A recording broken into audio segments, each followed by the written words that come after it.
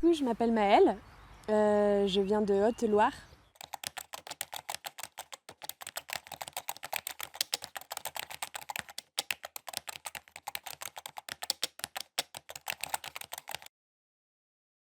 Donc j'ai mon grand-père du côté de mon père qui est agriculteur. Et donc mon grand-père, il habite dans la commune de Saint-Austien à Houillon. Et donc ces terres, elles sont en fait sur le tracé de la route. Et du coup, il s'est fait prendre des terres, d'abord par des expropriations, et puis après on lui en a redemandé, pas exproprié, mais c'est comme si. Et du coup, voilà, donc la route, elle passe vraiment là où ils habitent, pas très loin. Et j'ai aussi donc des oncles qui habitent à Saint-Austien. Un oncle qui habite à côté de chez mon grand-père à Saint-Austien et un autre oncle qui habite au Pertuis et donc qui est aussi impacté par le tracé qui a été choisi pour cette route nationale.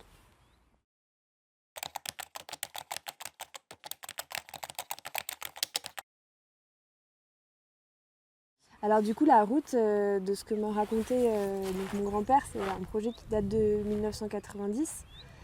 Et en fait, effectivement, il y avait plusieurs tracés. Ils se sont battus super longtemps parce qu'ils ne comprenaient pas pourquoi c'était ce tracé-là qui était choisi, puisque c'était le plus incohérent de leur point de vue, vu qu'ils monopolisaient beaucoup plus de terres agricoles que les autres tracés et qui, du coup, demandaient des travaux beaucoup plus importants.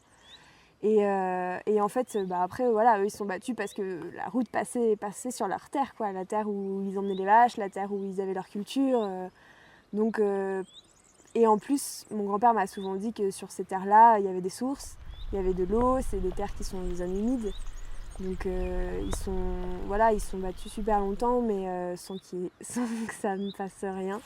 Quand il m'en parle, c'est vraiment un enchaînement de batailles, je pense émotionnellement très engagé. Forcément, quand on est agriculteur et qu'on vit de ces terres, ça ne peut qu'être difficile qu'on nous dise, bah voilà, non, vous allez plus pouvoir être ici parce on va mettre du béton. Et du coup, mon grand-père a, je pense, essayé de faire je sais pas, à sa manière, en écrivant des lettres à Jean-Jacques Barrot, je sais pas si je dois le citer.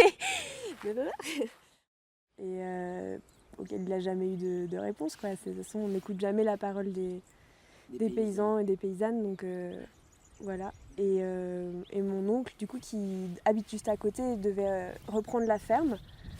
Et pareil, donc lui, il a été très impliqué puisque c'était son héritage. C'était son héritage professionnel, son héritage de vie. Donc tu te reprends pas les chiens à bois Ça marche.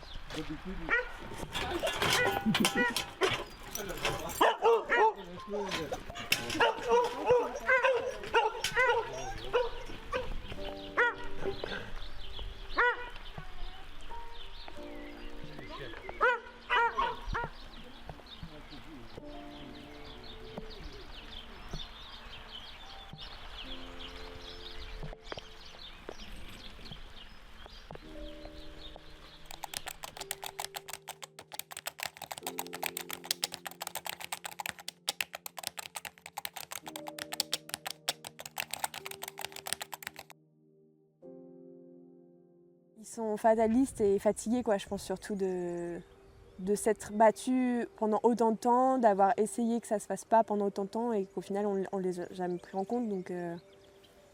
Mais je pense qu'ils le vivent comme une défaite et en même temps comme toute personne qui essaye de se faire entendre de sa petite personne et n'y arrive pas, c'est surtout une déception et une illusion de se dire bah voilà, j'ai des terres et je cultive, mais en fait tout le monde s'en fout, quoi.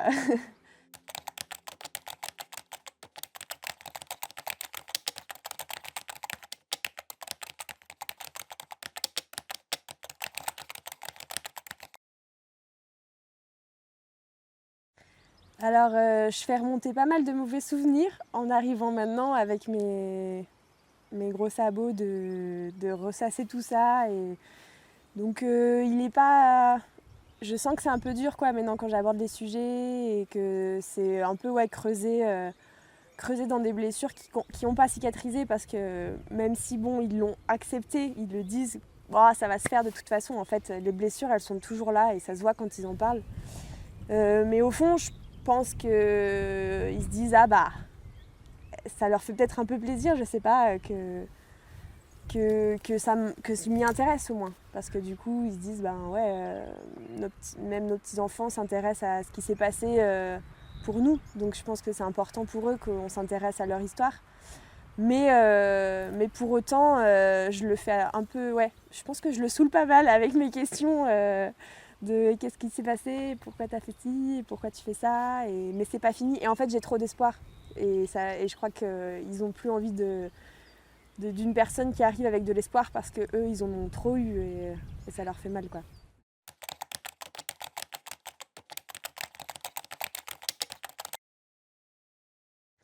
Je le sens plus facile, ouais. Peut-être parce que quand ça s'est passé, ils étaient plus jeunes et du coup aussi peut-être un peu plus forts, je sais pas. Je sens que c'est plus facile que pour mon grand-père. Que pour mes grands-parents en tout cas, parce que je sais pas, ils ont fait autre chose derrière. Du coup, ils ont eu d'autres projets, ils se sont reconstruits avec autre chose en fait. Alors que pour mes grands-parents, j'avais l'impression qu'ils ont fini leur histoire d'agriculteurs et d'agricultrices sur cette histoire-là, quoi.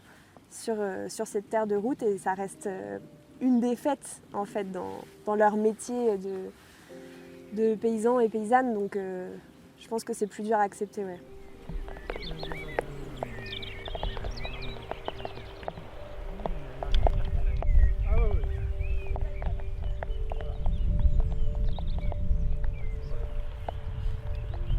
Oui, donc la route va passer en plein sur les bacs. Voilà. C'est ça la source dont tu parlais tout Oui, à l'heure. oui, oui, c'est la source que je parlais tout à l'heure.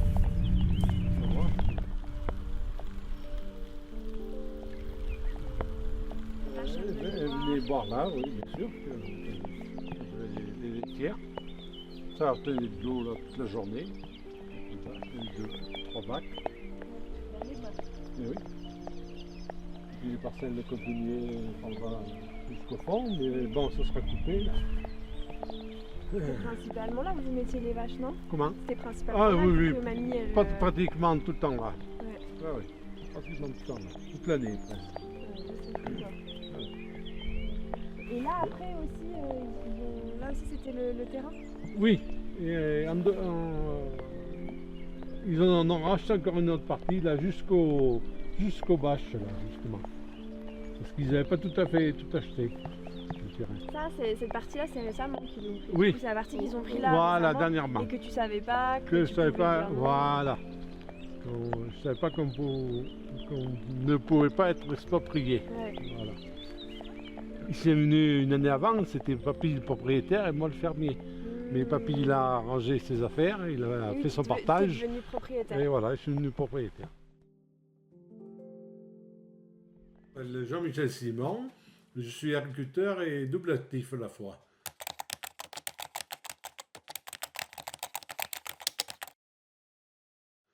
Je suis agriculteur, bon, j'ai gardé quelques terrains, le peu de terrain que la route va pas me prendre, voilà. Et en dehors, je travaille au service de remplacement chez les agriculteurs. Je me suis installé à peu près en même temps que le tracé de Houillon a été créé, c'est-à-dire en 1991. Et le tracé, même, j'allais dire, on parle de la route, ça fait même depuis 87 ou 8 qu'on rabâche ça. Et alors, ils vont saccager tout un tas de terrains viables, c'est-à-dire des jolies parcelles mécanisables et avec des sources, avec des jolies sources qui coulent toute l'année. J'ai une trentaine de laitières et une dizaine de génisses. Bon. À toi, ils t'ont pris combien d'hectares? Entre moi et papy et mon père, ben, pas loin de 10 hectares. 10 hectares. Oui, oui. Oui, oui. Donc, deux terrains qui ont deux sources dessus pour alimenter pour les bêtes, quoi. C'est d'ailleurs un peu pour ça que j'ai arrêté aussi, parce que ça m'a enlevé pas mal de parcelles. Ouais, là, on est vraiment pas loin de ça, quoi. Là. Voilà, en plein. Hop là. Ouais,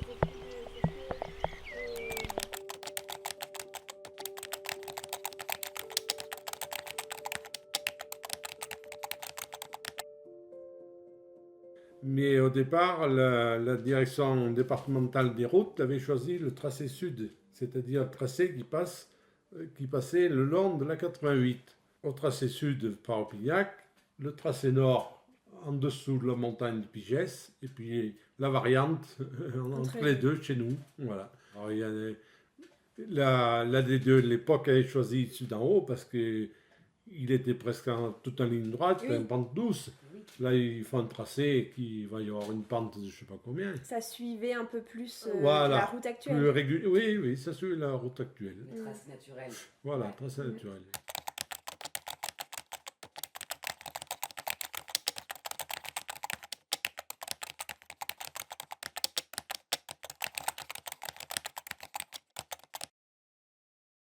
Eu deux associations qui avaient été créées à Saint-Ostien, une contre Tracé Sud, l'autre contre Tracé Nord. Voilà, ça fait des histoires. Il y avait des conflits Ah entre oui, les beaucoup. associations, du Ah coup. oui, oui, oui. Des disputes, oui, c'était horrible, c'est affreux. Les clivages que ça a engendré, c'est affreux.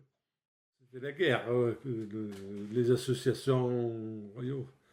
C'était le bazar complet. Et on a même fait une manifestation, les agriculteurs, avec nos tracteurs, on était descendus de la préfecture pour expliquer, on a été reçus par le préfet, mais bon. Et là, vous étiez tous ensemble, les agriculteurs Oui. de tous les environs? À part un ou deux qui étaient moins touchés par celui-là, par ce tracé-là, on y était tous, oui. Mais vous étiez groupés. Du coup contre le tracé? Voilà, contre le tracé. Les agriculteurs étaient contre ce tracé, oui. C'est sûr.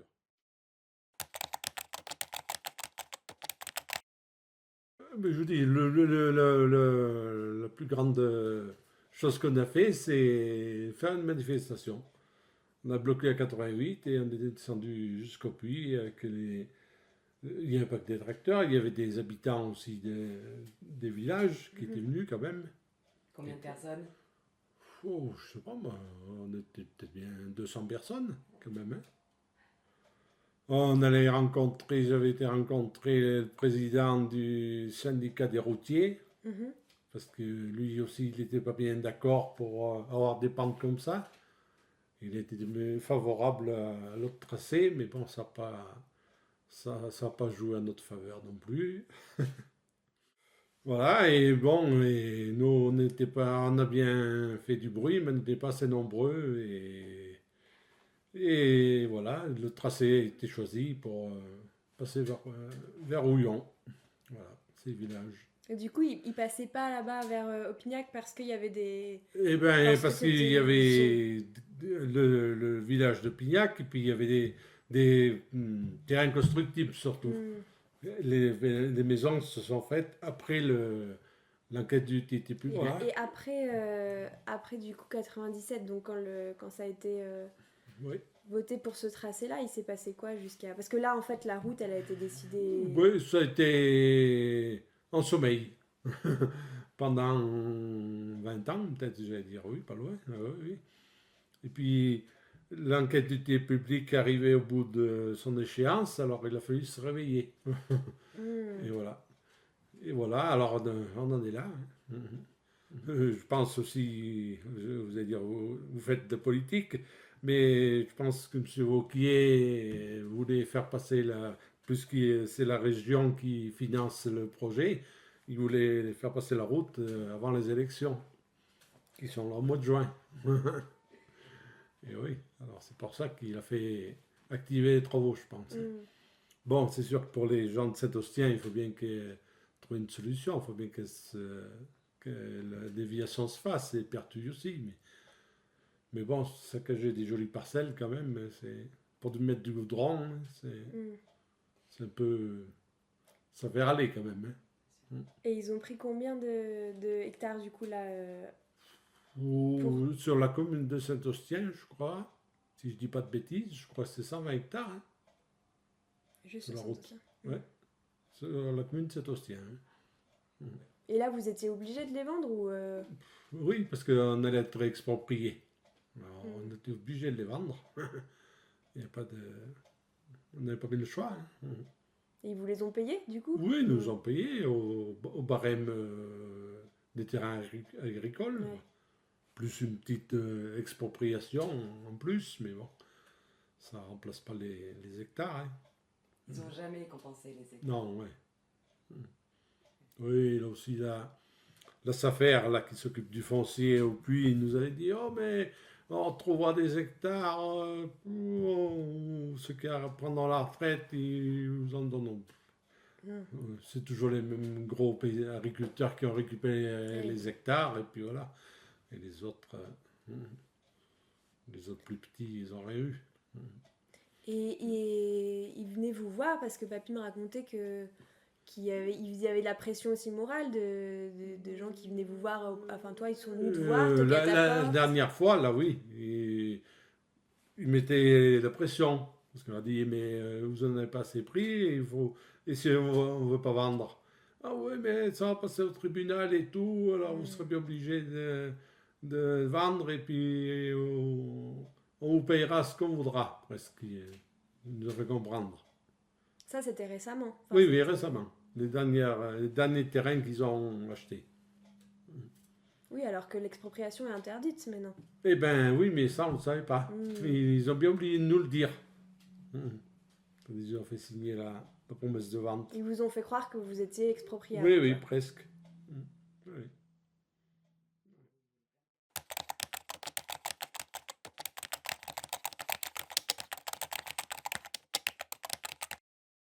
Franchement, c'est pas un joli tracé. C'est pas une jolie tracé. Mettons à part les contraintes agricoles, c'est pas un joli tracé parce qu'il y a des pentes, ils descendent au plus bas de la commune pour monter au Pertuis. Non, c'est pas, Et puis c'est pas un joli, c'est pas, comment dirais-je, c'est pas cohérent leur tracé. Mais bon, saccager des jolies parcelles quand même, c'est pour mettre du goudron, hein, c'est un peu, ça fait râler quand même. Hein.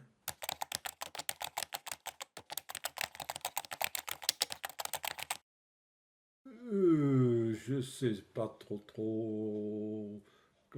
qui c'est qui en fait partie et tout, mais j'aurais bien voulu que le collectif soit là dans les années 90 pour nous soutenir. Là, j'aurais apprécié. Hein. On aurait tous apprécié. J'étais pas née. J'ai pas envie non plus. Oui, ça, c'est vrai.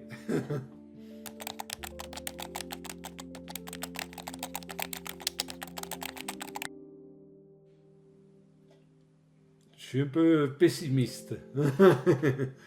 Mais bon, on peut avoir un petit espoir quand même, mais j'ai peur. Hein.